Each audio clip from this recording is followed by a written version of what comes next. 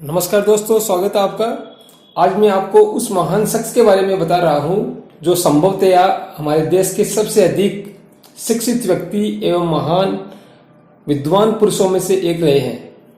वो व्यक्ति डॉक्टर भी रहे हैं, बैरिस्टर भी रहे हैं, आईपीएस अधिकारी भी रहे हैं, आईएएस अधिकारी भी रहे हैं और केवल विधायक ही नहीं अपितु सांसद व मंत्री भी रहे हैं, चित्रकार व फोटोग्राफर भी रहे हैं, मोटिवेशनल स्पीकर भी रहे हैं।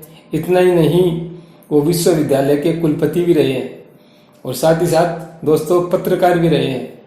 संस्कृत गणित के प्रकांड विद्वान होने के साथ ही साथ वो प्रसिद्ध इतिहासकार भी रहे हैं। आप सुनते जाइए, उन्होंने काव्य रचना भी की है। आप सोचेंगे कि मैं केवल एक व्यक्ति के बारे में बात कर रहा हूँ या व्यक्तियों के समूह के बारे में बात कर रहा हूँ। जी नहीं दोस्तों, मैं केवल एक ही व्यक्ति के बारे में बात कर रहा हूँ जिनका नाम है डॉक्टर श्रीकांत जिचकर। इनका जन्म 1954 में एक संपन्न मराठा कृषक परिवार में हुआ था। वो भारत के सर्वाधिक पढ़े लिखे व्यक्तियों में से एक थे। उनका नाम इस उपलब्धि के लिए Guinness book of world records में दर्ज है। डॉक्टर श्रीकांत जी ने रेगुलर व पत्राचार के माध्यम से 20 से अधिक डिग्री हासिल की थी।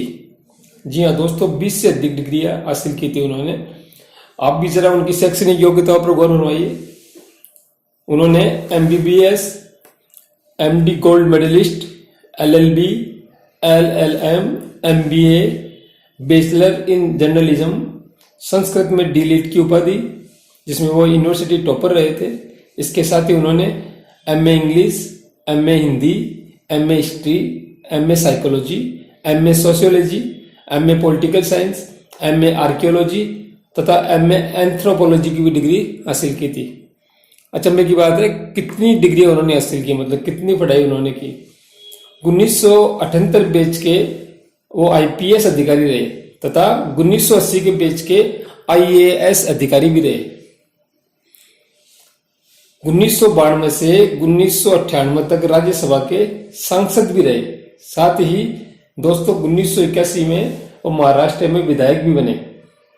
1973 से लेकर के 1990 तक का समय उन्होंने केवल यूनिवर्सिटी के एग्जाम्स देने में बिताए। आईएएस की नौकरी उन्होंने दोस्तों केवल 4 माह की। उसके बाद उन्होंने उस नौकरी से इस्तीफा दे दिया और 26 वर्ष की उम्र में देश के सबसे कम उम्र के विधायक बने। उसके बाद में उन्हें महाराष्ट्र सरकार में मंत्री बनाया गया और महत्वपूर्ण विभाग भी दिए गए और काफी महत्वपूर्ण कार्य उन्होंने इस दौरान किए। साथ ही जब वो राज्यसभा के संसद सदस्य थे तो उन्हें बहुत सी संसद की स्थायी समितियों के सदस्य के रूप में मनोनीत किया गया, जहां उन्होंने बहुत सारे महत्वपूर्ण कार्यों में हिस्सा लिया।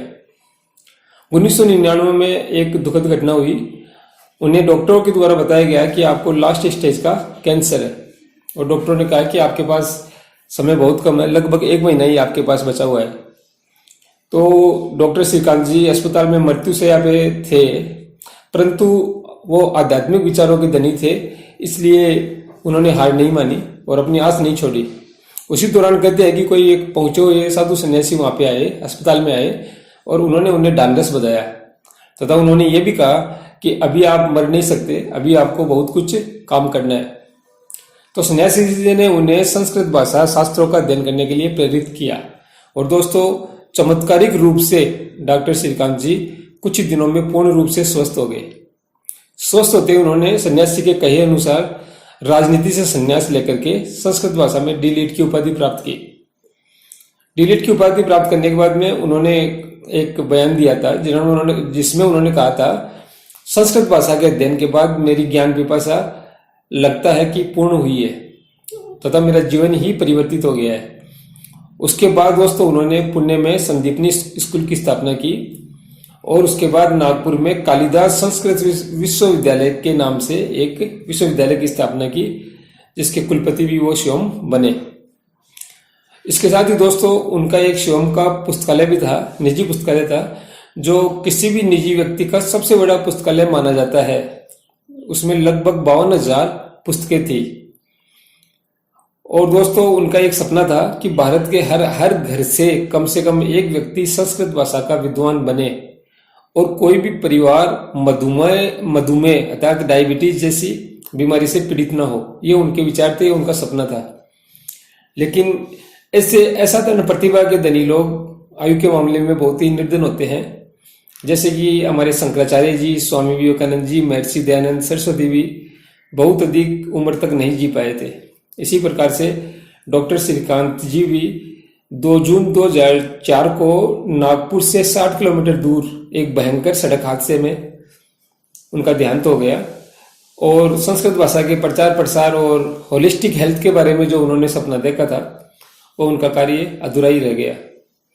पिछले 2 जून को उनकी 16वीं पुण्यतिथि थी, लेकिन ये बहुत ही अफसोसजनक बात है कि हमारे देश में ऐसे गुणी व्यक्ति को कोई जानता भी नहीं है और नहीं जानना चाहता है।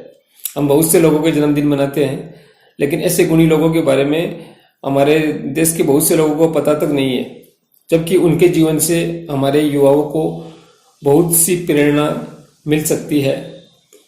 तो दोस्तों, ऐसे महान व्यक्तित्व को मेरा सत सत नमन है, और मैं आशा करता हूँ आपको ये जानकारी बहुत अच्छी और ज्ञानवर्धक लगी होगी।